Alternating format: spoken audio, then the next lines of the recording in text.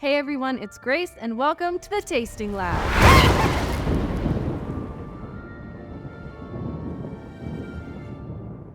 Hey guys, so I have an extra special treat for you today here in the lab. We're going to be brewing our Old Crow Espresso Blend using the Siphon brewer.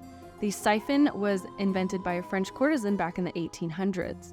And I love the Old Crow using the Siphon because it creates this nice, rich, full-bodied experience. A lot of you know that our Old Crow is like our staple espresso that we use here in our flagship cafe, but it also makes a really good cup of coffee. So let's get to it. First up, we're gonna set up our brew device. This is a super aesthetically pleasing, beautiful contraption here. And it has two different chambers. It has a lower chamber and it has a top chamber. And what's gonna happen is it's going to vacuum brew this coffee. So the water is going to start at the bottom and it's going to shoot up into the top chamber as the water boils. So what we need to do is we need to set up our filter. So we take this piece out right here and we're going to open up the filtration device and we're going to add a filter into the center and we're going to screw it back on just like so. And then using the top chamber, you're going to insert your filtration system right here at the bottom. Kind of have the edges pushed up a little bit. This is going to trap any coffee from being able to go down into the lower chamber. Pull to secure at the bottom here, this hook, and then you're just going to set it to the side because we don't need it right now. Next up, we're going to weigh out our coffee and we're going to grind it.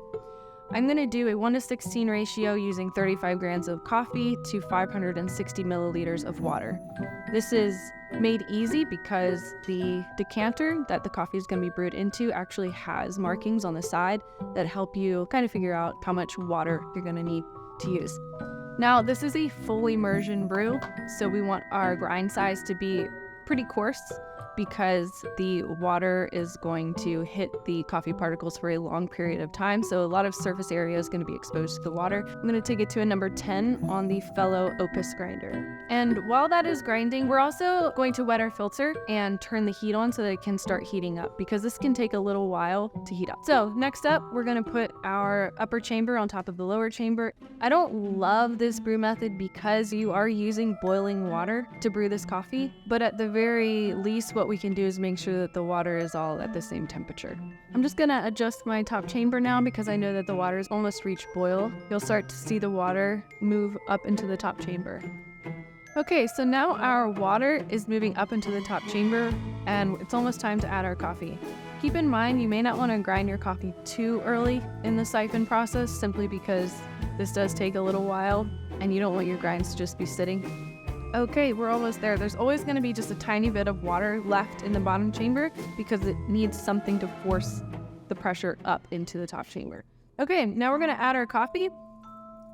As soon as you dump your coffee grinds in, you're going to give it just a quick little stir to make sure all the grinds are saturated and set a timer for 30 seconds. Essentially, it's blooming, just like any other kind of brew method. And so we want to give it 30 seconds to be able to release all of those gases and CO2 and get all that good juicy flavor from the coffee. And using the filter in this brew method is really important because you'll notice the filter is trapping those grinds down here towards the bottom and they're not able to release down into the lower chamber. Okay, we've reached 30 seconds, so now we're just going to give it another quick stir and we're going to let it brew steep until 2.5 minutes. 15 more seconds and then we're going to turn the heat off completely and let the coffee drain back down into the bottom chamber. This whole brew process of actually brewing the coffee once the coffee is introduced should take 3 minutes. Okay, I'm going to turn off the burner. You can even remove the, no, it's hot. Don't do that, just leave it. There is a little bit of water down in the bottom chamber and I'm okay with that because ultimately this is a very rich, intense, full body coffee experience. And so this helps just dilute it slightly, which kind of softens the bitterness. You'll just want to make sure you give the decanter a nice stir or a swirl before you serve it, just to make sure it's all incorporated. Now that the water has passed through the coffee bed, we need to remove the top chamber. It is hot, so be careful. You might want to use a rag or something to remove it. And then you're ready to serve. Again, give it a few swirls, make sure everything is nice and incorporated. I am going to let it sit for just a few minutes because we just brewed coffee with boiling water. It is very, very hot. The device is very hot. The coffee itself is very hot. I do not want to burn my tongue. I have no desire to do that. That is the only reason why this isn't my favorite device, and is because we're using boiling water. Okay, let's taste this. Let's see what we got. It's still hot. It tastes hot.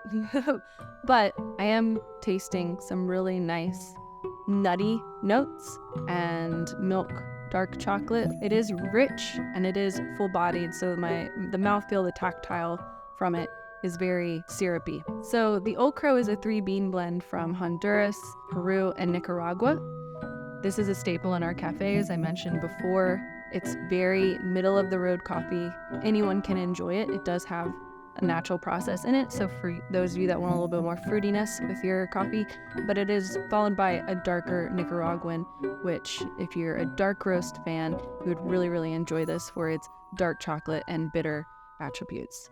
This is a super fun way to brew coffee. I really, really enjoy whipping this out every now and again and, impressing friends and family when they come over, or when I'm training new baristas. It's fun and exciting, and it brings them into our world a little bit with the fun, new, exciting things that they might be able to do. But yeah, ultimately, this is a really delicious...